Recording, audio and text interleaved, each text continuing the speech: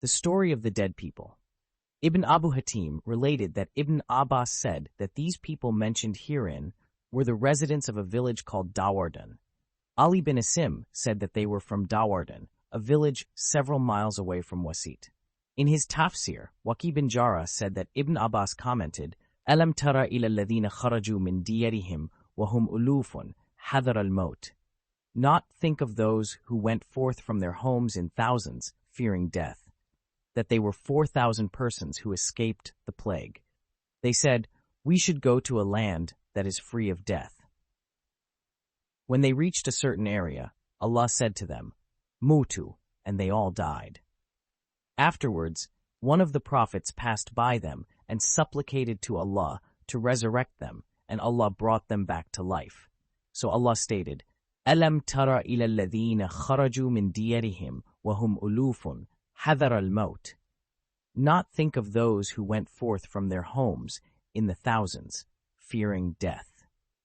Furthermore, several scholars among the Salaf said that these people were the residents of a city during the time of the children of Israel.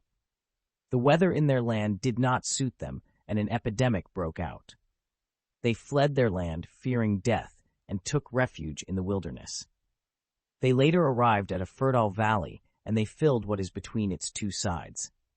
Then Allah sent 2 angels to them, one from the lower side and the other from the upper side of the valley.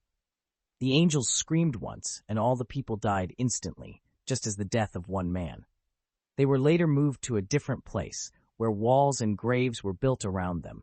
They all perished, and their bodies rotted and disintegrated. Long afterwards, one of the prophets of the children of Israel, whose name was Hiskil, passed by them and asked Allah to bring them back to life by his hand. Allah accepted his supplication and commanded him to say, O rotted bones, Allah commands you to come together. The bones of every body were brought together. Allah then commanded him to say, O bones, Allah commands you to be covered with flesh, nerves, and skin. That also happened while Hiskil was watching. Allah then commanded him to say, O souls, Allah commands you to return, each to the body that it used to inhabit. They all came back to life, looked around and proclaimed, All praise is due to you, and there is no deity worthy of worship except you. Allah brought them back to life after they had perished long ago. We should state that bringing these people back to life is a clear proof that physical resurrection shall occur on the day of resurrection.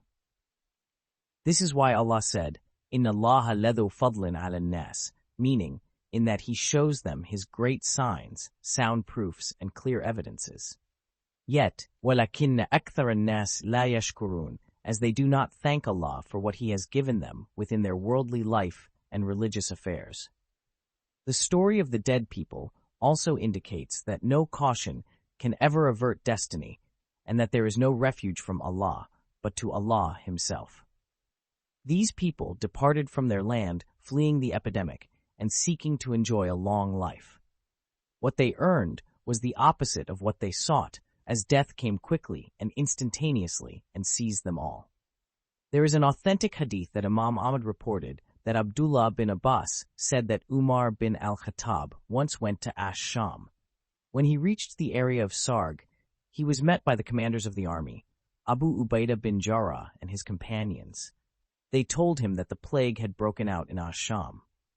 The hadith then mentioned that Abdurrahman bin Auf, who was away attending to some of his affairs, came and said, I have knowledge regarding this matter. I heard Allah's Messenger ﷺ say, إِذَا كَانَ بِأَرْضٍ وَأَنْتُمْ بِهَا فَلَا تَخْرُجُوا فِرَارًا مِنْهِ وَإِذَا سَمِعْتُمْ بِهِ بِأَرْضٍ فَلَا تَقْدَمُوا عَلَيْهِ.